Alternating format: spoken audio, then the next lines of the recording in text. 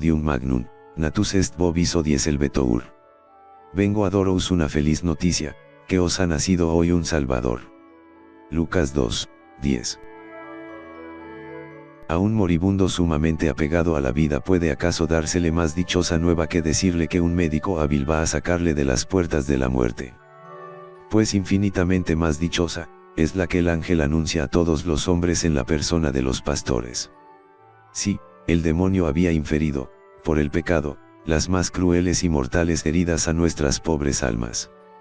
Había plantado en ellas las tres pasiones más funestas, de donde dimanan todas las demás, que son el orgullo, la avaricia, la sensualidad.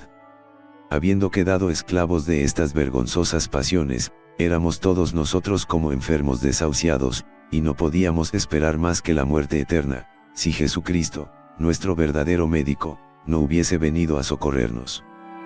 Pero no, conmovido por nuestra desdicha, dejó el seno de su Padre y vino al mundo, abrazándose con la humillación, la pobreza y los sufrimientos, a fin de destruir la obra del demonio y aplicar eficaces remedios a las crueles heridas que nos había causado esta antigua serpiente. Sí, viene este tierno Salvador para curarnos de todos estos males, para merecernos la gracia de llevar una vida humilde, pobre y mortificada, y, a fin de mejor conducirnos a ella, quiere él mismo darnos ejemplo. Esto es lo que vemos de una manera admirable en su nacimiento. Vemos que él nos prepara, con sus humillaciones y obediencia, un remedio para nuestro orgullo, con su extremada pobreza, un remedio a nuestra afición a los bienes de este mundo, y con su estado de sufrimiento y de mortificación, un remedio a nuestro amor a los placeres de los sentidos. Por este medio, nos devuelve la vida espiritual que el pecado de Adán nos había arrebatado, o, por mejor decir, viene a abrirnos las puertas del cielo que el pecado nos había cerrado. Conforme a esto, pensad vosotros mismos cuál debe ser el gozo y la gratitud de un cristiano a la vista de tantos beneficios. Se necesita más para movernos a amar a este tierno y dulce Jesús, que viene a cargar con todos nuestros pecados, y va a satisfacer a la justicia de su Padre por todos nosotros. Oh, Dios mío. ¿Puede un cristiano considerar todas estas cosas sin morir de amor y gratitud? Digo, pues, que la primera llaga que el pecado causó en nuestra alma es el orgullo, esa pasión tan peligrosa, que consiste en el fondo de amor y estima de nosotros mismos, el cual hace que no queramos depender de nadie ni obedecer. Que nada temamos tanto como vernos humillados a los ojos de los hombres. Que busquemos todo lo que nos puede ensalzar en su estimación. Pues bien, ved lo que Jesucristo viene a combatir en su nacimiento por la humildad más profunda. No solamente quiere él depender de su Padre Celestial y obedecerle en todo, sino que quiere también obedecer a los hombres y en alguna manera depender de su voluntad. En efecto, el emperador Augusto ordena que se haga el censo de todos sus súbditos, y que cada uno de ellos se haga inscribir en el lugar donde nació. Y vemos que, apenas publicado este edicto, la Virgen Santísima y San José se ponen en camino, y Jesucristo, aunque en el seno de su madre, obedece con conocimiento y elección esta orden. Decidme, ¿podemos encontrar ejemplo de humildad más grande y más capaz de movernos a practicar esta virtud con amor y diligencia? Que un Dios obedece a sus criaturas y quiere depender de ellas, y nosotros, miserables pecadores, que, en vista de nuestras miserias espirituales, debiéramos escondernos en el polvo, podemos aún buscar 1000 pretextos para dispensarnos de obedecer los mandamientos de Dios y de su Iglesia a nuestros superiores, que ocupan en esto el lugar del mismo Dios. Qué bochorno para nosotros, si comparamos nuestra conducta con la de Jesucristo. Otra lección de humildad que nos da Jesucristo es la de haber querido sufrir la repulsa del mundo. Después de un viaje de 40 leguas, María y José llegaron a Belén. Con qué honor no debía ser recibido aquel a quien esperaban hacía miles de años. Mas como venía para curarnos de nuestro orgullo y enseñarnos la humildad, permite que todo el mundo lo rechace y nadie le quiera hospedar.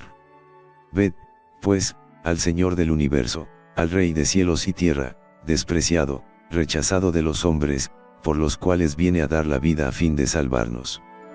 Preciso es, pues, que el Salvador se vea reducido a que unos pobres animales le presten su morada. Dios mío. Qué humildad y qué anonadamiento para un Dios. Sin duda, nada nos es tan sensible como las afrentas, los desprecios y las repulsas, pero si nos paramos a considerar los que padeció Jesucristo, podremos nunca quejarnos, por grandes que sean los nuestros. Qué dicha para nosotros, tener ante los ojos tan hermoso modelo, al cual podemos seguir sin temor de equivocarnos. Digo que Jesucristo, muy lejos de buscar lo que podía ensalzarle en la estima de los hombres, quiere, por el contrario, nacer en la oscuridad y en el olvido, quiere que unos pobres pastores sean secretamente avisados de su nacimiento por un ángel, a fin de que las primeras adoraciones que reciba vengan de los más humildes entre los hombres. Deja en su reposo y en su abundancia a los grandes y a los dichosos del siglo, para enviar sus embajadores a los pobres, a fin de que sean consolados en su estado, viendo en un pesebre, tendido sobre un manojo de paja, a su Dios y Salvador. Los ricos no son llamados sino mucho tiempo después, para darnos a entender que de ordinario las riquezas y comodidades suelen alejarnos de Dios. Después de tal ejemplo, podremos ser ambiciosos y conservar el corazón henchido de orgullo y lleno de vanidad. Podremos todavía buscar la estimación y el aplauso de los hombres, si volvemos los ojos al pesebre. No nos parecerá oír al tierno y amable Jesús que nos dice a todos: aprended de mí, que soy manso y humilde de corazón, Mateo 10:10.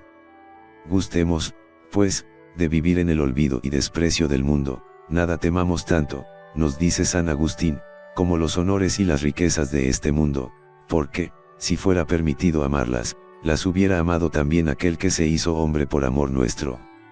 Si él huyó y despreció todo esto, nosotros debemos hacer otro tanto, amar lo que él amó y despreciar lo que él despreció. Tal es la lección que Jesucristo nos da al venir al mundo, y tal es, al propio tiempo, el remedio que aplica a nuestra primera llaga, que es el orgullo. Pero hay, en nosotros una segunda llaga no menos peligrosa, la avaricia. Digo, que la segunda llaga que el pecado ha abierto en el corazón del hombre, es la avaricia, es decir, el amor desordenado de las riquezas y bienes terrenales. ¿Qué estragos causa esta pasión en el mundo? Razón tiene San Pablo en decirnos que ella es la fuente de todos los males. No es, en efecto, de este maldito interés de donde vienen las injusticias, las envidias, los odios, los perjurios, los pleitos, las riñas, las animosidades y la dureza con los pobres. Según esto, podemos extrañarnos de que Jesucristo, que viene a la tierra para curar las pasiones de los hombres, quiera nacer en la más grande pobreza y en la privación de todas las comodidades, aun de aquellas que parecen necesarias a la vida humana. Y por esto vemos que comienza por escoger una madre pobre y quiere pasar por hijo de un pobre artesano, y, como los profetas habían anunciado que nacería de la familia real de David, a fin de conciliar este noble origen con su grande amor a la pobreza, permite que, en el tiempo de su nacimiento, esta ilustre familia haya caído en la indigencia. Va todavía más lejos. María y José, aunque harto pobres, tenían, con todo, una pequeña casa en Nazaret. Esto era todavía demasiado para él, no quiere nacer en un lugar que le pertenezca, y por esto obliga a su Santa Madre, a que haga con José un viaje a Belén en el tiempo preciso en que ha de ponerle en el mundo. Pero a lo menos en Belén, patria de su padre David, no hallará parientes que le reciban en su casa. Nada de esto, nos dice el Evangelio, no hay quien le quiera recibir, todo el mundo le rechaza. Decidme, ¿a dónde irá este tierno Salvador, si nadie le quiere recibir para resguardarle de las inclemencias de la estación? No obstante, queda todavía un recurso, irse a una posada. José y María se presentan, en efecto. Pero Jesús, que todo lo tenía previsto, permitió que el concurso fuese tan grande que no quedase ya sitio para ellos. ¿A dónde irá, pues, nuestro amable Salvador? San José y la Santísima Virgen, buscando por todos los lados, divisan una vieja casucha donde se recogen las bestias cuando hace mal tiempo. ¡Oh, cielos! Asombraos. Un Dios en un establo. Podía escoger el más espléndido palacio, mas, como ama tanto la pobreza, no lo hará. Un establo será su palacio, un pesebre su cuna, un poco de paja su lecho, míseros pañales serán todo su ornamento, y pobres pastores formarán su corte. Decidme, podía enseñarnos de una manera más eficaz el desprecio que debemos tener a los bienes y riquezas de este mundo, y, al propio tiempo, la estima en que hemos de tener la pobreza y a los pobres.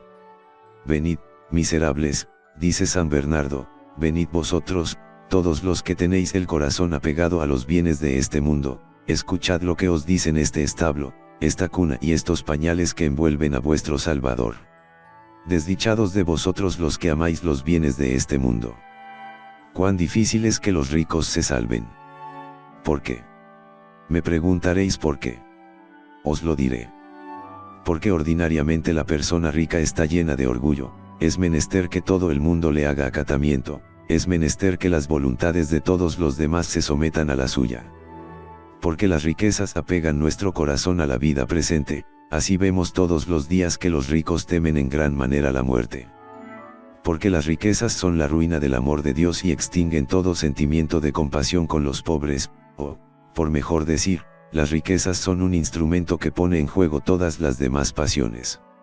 Si tuviésemos abiertos los ojos del alma, cuánto temeríamos que nuestro corazón se apegase a las cosas de este mundo.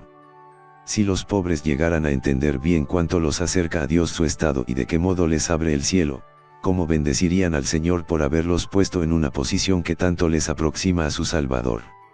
Si ahora me preguntáis, ¿cuáles son esos pobres a quienes tanto ama Jesucristo? Son, los que sufren su pobreza con espíritu de penitencia, sin murmurar y sin quejarse. Sin esto, su pobreza no les serviría sino para hacerlos aún más culpables que los ricos. Entonces, me diréis qué han de hacer los ricos para imitar a un Dios tan pobre y despreciado. Os lo diré, no han de apegar su corazón a los bienes que poseen, han de emplear esos bienes en buenas obras en cuanto puedan, han de dar gracias a Dios por haberles concedido un medio tan fácil de rescatar sus pecados con sus limosnas, no han de despreciar nunca a los que son pobres, antes, al contrario, han de respetarlos viendo en ellos una gran semejanza con Jesucristo. Así es como, con su gran pobreza, nos enseña Jesucristo a combatir nuestro apego a los bienes de este mundo, por ella nos cura la segunda llaga que nos ha causado el pecado. Pero nuestro tierno Salvador quiere todavía curarnos una tercera llaga producida en nosotros por el pecado, que es la sensualidad. Esta pasión consiste en el apetito desordenado de los placeres que se gozan por los sentidos. Esta funesta pasión nace del exceso en el comer y beber, del excesivo amor al descanso, a los regalos y comodidades de la vida, a los espectáculos, a las reuniones profanas, en una palabra, a todos los placeres que dan gusto a los sentidos. ¿Qué hace Jesucristo para curarnos de esta peligrosa enfermedad? Vedlo, nace en los sufrimientos, las lágrimas y la mortificación, nace durante la noche, en la estación más rigurosa del año. Apenas nacido, se le tiende sobre unos manojos de paja, en un establo. Oh, Dios mío. ¿Qué estado para un Dios? Cuando el Eterno Padre crió a Adán, le puso en un jardín de delicias, nace ahora su hijo, y le pone sobre un puñado de paja. Oh, Dios mío. Aquel que hermosea el cielo y la tierra, aquel que constituye toda la felicidad de los ángeles y de los santos, quiere nacer y vivir y morir entre sufrimientos. ¿Puede acaso mostrarnos de una manera más elocuente el desprecio que debemos tener a nuestro cuerpo, y cómo debemos tratarlo duramente por temor de perder el alma? Oh, Dios mío. ¡Qué contradicción! Un Dios sufre por nosotros, un Dios derrama lágrimas por nuestros pecados, y nosotros nada quisiéramos sufrir, quisiéramos toda suerte de comodidades. Pero también, qué terribles amenazas no nos hacen las lágrimas y los sufrimientos de este divino niño. Ay de vosotros, nos dice el que pasáis vuestra vida riendo, porque día vendrá en que derramaréis lágrimas sin fin. El reino de los cielos, nos dice, sufre violencia, y solo lo arrebatarán los que se la hacen continuamente. Sí, si nos acercamos confiadamente a la cuna de Jesucristo, si mezclamos nuestras lágrimas con las de nuestro tierno Salvador, en la hora de la muerte escucharemos aquellas dulces palabras: dichosos los que lloraron, porque serán consolados. Tal es, pues, la tercera llaga que Jesucristo vino a curar haciéndose hombre, la sensualidad, es decir, ese maldito pecado de la impureza. Con qué ardor hemos de querer, amar y buscar todo lo que puede procurarnos o conservar en nosotros una virtud que nos hace tan agradables a Dios. Sí, antes del nacimiento de Jesucristo, había demasiada distancia entre Dios y nosotros para que pudiésemos atrevernos a rogarle. Pero el Hijo de Dios, haciéndose hombre, quiere aproximarnos sobremanera a Él y forzarnos a amarle hasta la ternura. ¿Cómo? viendo a un Dios en estado de tierno infante, podríamos negarnos a amarle con todo nuestro corazón. Él quiere ser, por sí mismo, nuestro mediador, se encarga de pedirlo todo al Padre por nosotros, nos llama hermanos e hijos suyos, podía tornar otros nombres que nos inspirasen mayor confianza. Vayamos, pues, a Él plenamente confiados cada vez que hayamos pecado, Él pedirá nuestro perdón, y nos obtendrá la dicha de perseverar. Mas, para merecer esta grande y preciosa gracia, es preciso que sigamos las huellas de nuestro modelo, que amemos, a ejemplo suyo, la pobreza, el desprecio y la pureza, que nuestra vida responda a nuestra alta cualidad de hijos y hermanos de un Dios hecho hombre. No podemos considerar la conducta de los judíos sin quedarnos sobrecogidos de asombro. Este pueblo estaba esperando al Salvador hacía ya cientos de años, había estado rogando siempre, movido por el deseo que tenía de recibirle, y, al presentarse, nadie se encuentra que le ofrezca un pequeño albergue, siendo Dios omnipotente se ve precisado a que le presten su morada a unos pobres animales. No obstante, en la conducta de los judíos, criminal como es, hallo yo, no un motivo de excusa para aquel pueblo, sino un motivo de condenación para la mayor parte de los cristianos. Sabemos que los judíos se habían formado de su libertador una idea que no se avenía con el estado de humillación en que él se presentaba, parecían no poder persuadirle de que él fuese el que había de ser su libertador, pues, como nos dice muy bien San Pablo, si los judíos le hubiesen reconocido Dios, jamás le hubieran dado muerte. Primera de Corintios 2, 8. Pequeña excusa es esta para los judíos. Mas nosotros, ¿qué excusa podemos tener para nuestra frialdad y nuestro desprecio de Jesucristo? Sí, sin duda, nosotros creemos verdaderamente que Jesucristo apareció en la tierra, y que dio pruebas las más convincentes de su divinidad, he aquí el objeto de nuestra solemnidad. Este mismo Dios quiere, por la efusión de su gracia, nacer espiritualmente en nuestros corazones, he aquí los motivos de nuestra confianza. Nosotros nos gloriamos, y con razón, de reconocer a Jesucristo por nuestro Dios, nuestro Salvador y nuestro modelo, he aquí el fundamento de nuestra fe. Pero, con todo esto, decidme, ¿qué homenaje le rendimos? ¿Acaso hacemos por él algo más que si todo esto no creyéramos? Decidme, responde a nuestra creencia nuestra conducta. Miremoslo un poco más de cerca, y veremos que somos todavía más culpables que los judíos en su ceguera y endurecimiento. Por de pronto, no hablamos de aquellos que, habiendo perdido la fe, no la profesan ya exteriormente, hablamos de aquellos que creen todo lo que la Iglesia nos enseña, y, sin embargo, nada o casi nada hacen de lo que la religión nos manda. Hagamos acerca de esto algunas reflexiones apropiadas a los tiempos en que vivimos. Censuramos a los judíos por haber rehusado un asilo a Jesucristo, a quien no conocían. Pero hemos reflexionado bien, que nosotros le hacemos igual afrenta cada vez que descuidamos recibirlo en nuestros corazones por la Santa Comunión. Censuramos a los judíos por haberle crucificado, a pesar de no haberles hecho más que bien, y decidme, a nosotros qué mal nos ha hecho, o, por mejor decir, qué bien ha dejado de hacernos. Y en recompensa no le hacemos nosotros el mismo ultraje cada vez que tenemos la audacia de entregarnos al pecado. Y nuestros pecados no son mucho más dolorosos para su corazón que lo que los judíos le hicieron sufrir. No podemos leer sin horror todas las persecuciones que sufrió de parte de los judíos, que con ello creían hacer una obra grata a Dios. Pero no hacemos nosotros una guerra 1000 veces más cruel a la santidad del Evangelio con nuestras costumbres desarregladas. Todo nuestro cristianismo se reduce a una fe muerta, y parece que no creemos en Jesucristo sino para ultrajarle más y deshonrarle con una vida tan miserable a los ojos de Dios. Juzgad, según esto, qué deben pensar de nosotros los judíos, y con ellos todos los enemigos de nuestra santa religión. Cuando ellos examinan las costumbres de la mayor parte de los cristianos, encuentran una gran multitud de estos que viven poco más o menos como si nunca hubiesen sido cristianos. Me limitaré a 2 puntos esenciales, que son, el culto exterior de nuestra santa religión y los deberes de la caridad cristiana. No, nada debiera sernos más humillante y más amargo que los reproches que los enemigos de nuestra fe nos echan en cara a este propósito, porque todo ello no tiende sino a demostrarnos cómo nuestra conducta está en contradicción con nuestras creencias.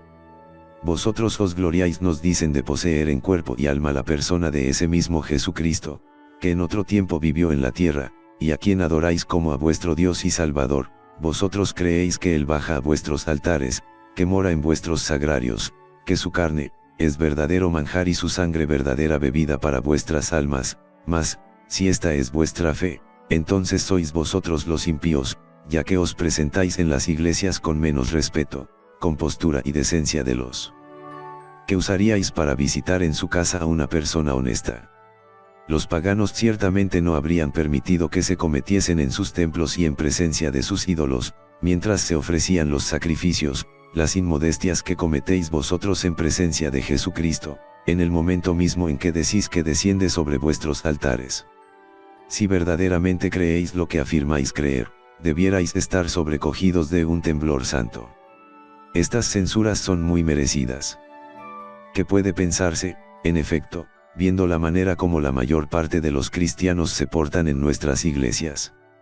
Los unos están pensando en sus negocios temporales, los otros en sus placeres. Este duerme, a otro se le hace el tiempo interminable, el uno vuelve la cabeza, el otro bosteza, el otro se está rascando, o revolviendo las hojas de su devocionario, o mirando con impaciencia si falta todavía mucho para que terminen los santos oficios. La presencia de Jesucristo es un martirio, mientras que se pasarán 5 o 6 horas en el teatro, en la taberna, en la casa, sin que este tiempo se les haga largo, y podéis observar que, durante los ratos que se conceden al mundo y a sus placeres, no hay quien se acuerde de dormir, ni de bostezar, ni de fastidiarse. Pero es posible que la presencia de Jesucristo sea tan ingrata a los cristianos, que debieran hacer consistir toda su dicha en venir a pasar unos momentos en compañía de tan buen Padre. Decidme, ¿qué debe pensar de nosotros el mismo Jesucristo, que ha querido hallarse presente en nuestros sagrarios solo por nuestro amor, al ver que su santa presencia, que debiera constituir toda nuestra felicidad o más bien nuestro paraíso en este mundo, parece ser un suplicio y un martirio para nosotros? No hay razón para creer que esta clase de cristianos no irá jamás al cielo, donde debería estar toda la eternidad en presencia de este mismo Salvador. Vosotros no conocéis vuestra ventura cuando tenéis la dicha de presentaros delante de vuestro Padre, que os ama más que a sí mismo, y os llama al pie de sus altares, como en otro tiempo llamó a los pastores, para colmaros de toda suerte de beneficios. Si estuviésemos bien penetrados de esto, con qué amor y con qué diligencia vendríamos aquí como los Reyes Magos, para hacerle ofrenda de todo lo que poseemos, es decir, de nuestros corazones y de nuestras almas. ¿No vendrían los padres y madres con mayor solicitud a ofrecerle toda su familia, para que la bendijese y le diese las gracias de la santificación? ¿Y con qué gusto no acudirían los ricos a ofrecerle una parte de sus bienes en la persona de los pobres? Dios mío, ¿cuántos bienes nos hace perder para la eternidad nuestra poca fe? Pero escuchad todavía a los enemigos de nuestra santa religión, nada digamos continúan ellos de vuestros sacramentos, con respecto a los cuales vuestra conducta dista tanto de vuestra creencia como el cielo dista de la tierra. Tenéis el bautismo, por el cual quedáis convertidos en otros tantos dioses, elevados a un grado de honor que no puede comprenderse, porque supone que solo Dios os sobrepuja. Más que se puede pensar de vosotros, viendo cómo la mayor parte os entregáis a crímenes que os colocan por debajo de las bestias desprovistas de razón. Tenéis el sacramento de la confirmación, por el cual quedáis convertidos en otros tantos soldados de Jesucristo, que valerosamente sientan plaza bajo el estandarte de la cruz, que jamás deben ruborizarse de las humillaciones y oprobios de su Maestro, que en toda ocasión deben dar testimonio de la verdad del Evangelio. Y, no obstante, quien lo dijera, se hallan entre vosotros yo no sé cuántos cristianos que por respeto humano no son capaces de hacer públicamente sus actos de piedad, que quizás no se atreverían a tener un crucifijo en su cuarto o una pila de agua bendita a la cabecera de su cama, que se avergonzarían de hacer la señal de la cruz antes y después de la comida, o se esconden para hacerla.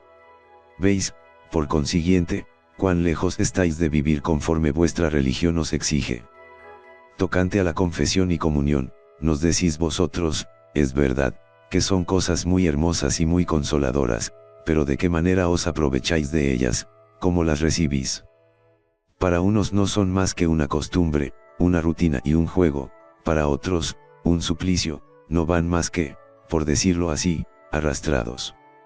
Mirad cómo es preciso que vuestros ministros os insten y estimulen para que os lleguéis al tribunal de la penitencia, donde se os da, según decís, el perdón de vuestros pecados, o a la sagrada mesa, donde creéis que se come el pan de los ángeles, que es vuestro Salvador. Si creyeseis lo que decís, no sería más bien necesario enfrenaros, considerando cuán grande es vuestra dicha de recibir a vuestro Dios, que debe constituir vuestro consuelo en este mundo y vuestra gloria en el otro. Todo esto que, según vuestra fe, constituye una fuente de gracia y de santificación, para la mayor parte de vosotros no es en realidad más que una ocasión de irreverencias, de desprecios, de profanaciones y de sacrilegios.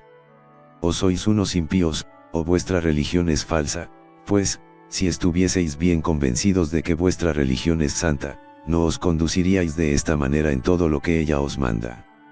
Vosotros tenéis, además del domingo, otras fiestas, establecidas, decís, unas para honrar lo que vosotros llamáis los misterios de vuestra religión, otras, para celebrar la memoria de vuestros apóstoles, las virtudes de vuestros mártires, que tanto se sacrificaron por establecer vuestra religión. Pero estas fiestas, estos domingos, ¿cómo los celebráis?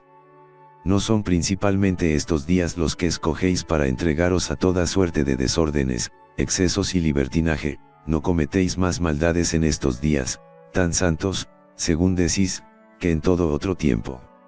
Respecto a los divinos oficios, que para vosotros son una reunión con los santos del cielo, donde comenzáis a gustar de su misma felicidad, ved el caso que hacéis de ellos, una gran parte, no asiste casi nunca, los demás, van a ellos como los criminales al tormento, que podría pensarse de vuestros misterios, a juzgar por la manera como celebráis sus fiestas. Pero dejemos a un lado este culto exterior, que, por una extravagancia singular, por una inconsecuencia llena de irreligión, confiesa y desmiente al mismo tiempo vuestra fe. ¿Dónde se halla entre vosotros esa caridad fraterna, que, según los principios de vuestra creencia, se funda en motivos tan sublimes y divinos? Examinemos algo más de cerca este punto, y veremos si son o no bien fundados esos reproches. ¿Qué religión tan hermosa la vuestra?, nos dicen los judíos y aun los mismos paganos, si practicaseis lo que ella ordena. No solamente sois todos hermanos, sino que juntos, y esto es lo más hermoso, no hacéis más que un mismo cuerpo con Jesucristo, cuya carne y sangre os sirven de alimento todos los días, sois todos miembros unos de otros. Hay que convenir en que este artículo de vuestra fe es admirable, y tiene algo de divino. Si obraseis según vuestra fe, seríais capaces de atraer a vuestra religión todas las demás naciones, así es ella de hermosa y consoladora, y así son de grandes los bienes que promete para la otra vida. Pero lo que hace creer a todas las naciones que vuestra religión no es como decís vosotros, es que vuestra conducta está en abierta oposición con lo que ella os manda. Si se preguntase a vuestros pastores y pudiesen ellos revelar lo que hay de más secreto, nos mostrarían vuestras querellas, vuestras enemistades, vuestras venganzas, vuestras envidias, vuestras maledicencias, vuestras chismorrerías, vuestros pleitos y tantos otros vicios, que causan horror a todos los pueblos, aun a aquellos cuya religión tanto dista, según vosotros, de la santidad de la vuestra. La corrupción de costumbres que reina entre vosotros impide a los que no son de vuestra religión abrazarla, porque, si estuvieseis bien persuadidos de que ella es buena y divina, os portaríais muy de otra manera. Qué bochorno para nosotros oír de los enemigos de nuestra religión semejante lenguaje. Pero no tienen razón sobrada para usarlo. Examinando nosotros mismos nuestra conducta, vemos positivamente que nada hacemos de lo que aquella nos manda. Parece, al contrario, que no pertenecemos a una religión tan santa sino para deshonrarla y desviar a los que la quisieran abrazar, una religión que nos prohíbe el pecado, que nosotros cometemos con tanto gusto y al cual nos precipitamos con tal furor que parece no vivimos sino para multiplicarlo, una religión que cada día presenta ante nuestros ojos a Jesucristo como un buen Padre que quiere colmarnos de beneficios, y nosotros huimos su santa presencia, o si nos presentamos ante Él, en el templo, no es más que para despreciarle y hacernos aún más culpables, una religión que nos ofrece el perdón de nuestros pecados por el ministerio de sus sacerdotes, y, lejos de aprovecharnos de estos recursos, o los profanamos o los rehuimos, una religión que nos descubre tantos bienes en la otra vida, y nos muestra medios tan seguros y fáciles de conseguirlos, y nosotros no parece que conozcamos todo esto sino para convertirlo en objeto de un cierto desprecio y chanza de mal gusto, ¿en qué abismo de ceguera hemos caído? Una religión que no cesa nunca de advertirnos que debemos trabajar sin descanso en corregir nuestros defectos, y nosotros, lejos de hacerlo así, yendo en busca de todo lo que puede enardecer nuestras pasiones, una religión que nos advierte que no hemos de obrar sino por Dios, y siempre con la intención de agradarle, y nosotros, no teniendo en nuestras obras más que miras humanas, queriendo siempre que el mundo sea testigo del bien que hacemos, que nos aplauda y felicite por ello. Oh, Dios mío, qué ceguera y qué pobreza la nuestra. Y pensar que podríamos allegar tantos tesoros para el cielo, con solo portarnos según las reglas que nos da nuestra religión santa. Pero escuchad todavía cómo los enemigos de nuestra santa y divina religión nos abruman con sus reproches. Decís vosotros que vuestro Jesús, a quien consideráis como vuestro Salvador, os asegura que mirará como hecho a sí propio todo cuanto hiciereis por vuestro hermano. Esta es una de vuestras creencias, por cierto, muy hermosa. Pero, si esto es así como vosotros nos decís, es que no lo creéis sino para insultar al mismo Jesucristo, es que no lo creéis sino para maltratarle y ultrajarle de la manera más cruel en la persona de vuestro prójimo. Según vuestros principios, las menores faltas contra la caridad han de ser consideradas como otros tantos ultrajes hechos a Jesucristo. Pero entonces, decid, cristianos, ¿qué nombre daremos a esas maledicencias, a esas calumnias, a esas venganzas, a esos odios con que os devoráis los unos a los otros? He aquí que vosotros sois 1000 veces más culpables con la persona de Jesucristo, que los mismos judíos a quienes echáis en cara su muerte. No, las acciones de los pueblos más bárbaros contra la humanidad nada son comparadas con lo que todos los días hacemos nosotros contra los principios de la caridad cristiana. Aquí tenéis una parte de los reproches que nos echan en rostro los enemigos de nuestra santa religión. No me siento con fuerzas para proseguir, tan triste es esto y deshonroso para nuestra santa religión, tan hermosa, tan consoladora, tan capaz de hacernos felices, aún en este mundo, mientras nos prepara una dicha infinita para la eternidad. Y si esos reproches son ya tan humillantes para un cristiano cuando no salen más que de boca de los hombres, dejo a vuestra consideración que será cuando tengamos la desventura de oírlos de boca del mismo Jesucristo, al comparecer delante de él, para darle cuenta de las obras que nuestra fe debiera haber producido en nosotros. Miserable cristiano, nos dirá Jesucristo, Mateo 11, 24. ¿Dónde están los frutos de la fe con que yo había enriquecido tu alma? De aquella fe en la cual viviste y cuyo símbolo rezabas todos los días. Me habías tomado por tu Salvador y tu modelo. He aquí mis lágrimas y mis penitencias, ¿dónde están las tuyas? ¿Qué fruto sacaste de mi sangre adorable, que hacía manes sobre ti por mis sacramentos? ¿De qué te ha servido esta cruz, ante la cual tantas veces te prosternaste? ¿Qué semejanza hay entre tú y yo? ¿Qué hay de común entre tus penitencias y las mías, entre tu vida y mi vida? Ah, miserable. Dame cuenta de todo el bien que esta fe hubiera producido en ti, si hubieses tenido la dicha de hacerla fructificar. Ven, depositario infiel e indolente, dame cuenta de esta fe preciosa e inestimable, que podía y debía haberte producido riquezas eternas, si no la hubieses indignamente ligado con una vida toda carnal y pagana. Mira, desgraciado, ¿qué semejanza hay entre tú y yo? Considera mi evangelio, considera tu fe. Considera mi humildad y mi anonadamiento, y considera tu orgullo, tu ambición y tu vanidad. Mira tu avaricia, y mi deshacimiento de las cosas de este mundo. Compara tu dureza con los pobres y el desprecio que de ellos tuviste, con mi caridad y mi amor, tus destemplanzas, con mis ayunos y mortificaciones, tu frialdad y todas tus irreverencias en el templo, tus profanaciones, tus sacrilegios y los escándalos que diste a mis hijos, todas las almas que perdiste, con los dolores y tormentos que por salvarlas yo pasé. Si tú fuiste la causa de que mis enemigos blasfemasen de mi santo nombre, yo sabré castigarlos a ellos como merecen, pero a ti quiero hacerte probar todo el rigor de mi justicia. Si nos dice Jesucristo, Mateo 11, 24, los moradores de Sodoma y de Gomorra serán tratados con menos severidad que este pueblo desdichado, a quien tantas gracias concedí, y para quien mis luces, mis favores y todos mis beneficios fueron inútiles, pagándome con la más negra ingratitud. Sí, los malvados maldecirán eternamente el día en que recibieron el bautismo, los pastores que los instruyeron, los sacramentos que les fueron administrados. ¡Ay! ¿Qué digo? Este confesonario, este comulgatorio, estas sagradas fuentes, este púlpito, este altar, esta cruz, este evangelio, o para que lo entendáis mejor, todo lo que ha sido objeto de su fe, será objeto de sus imprecaciones, de sus maldiciones, de sus blasfemias y de su desesperación eterna.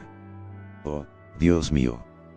Qué vergüenza y qué desgracia para un cristiano, no haber sido cristiano sino para mejor condenarse y para mejor hacer sufrir a un Dios que no quería sino su eterna felicidad, a un Dios que nada perdonó para ello, que dejó el seno de su Padre, y vino a la tierra a vestirse de nuestra carne, y pasó toda su vida en el sufrimiento y las lágrimas, y murió en la cruz para salvarle. Dios no ha cesado, se dirá el mísero, de perseguirme con tantos buenos pensamientos, con tantas instrucciones de parte de mis pastores, con tantos remordimientos de mi conciencia. Después de mi pecado, se me ha dado a sí mismo para servirme de modelo. ¿Qué más podía hacer para procurarme el cielo? Nada, no, nada más. Si hubiese yo querido, todo esto me hubiera servido para ganar el cielo, que no es ya para mí. Volvamos de nuestros extravíos, y tratemos de obrar mejor que hasta el presente.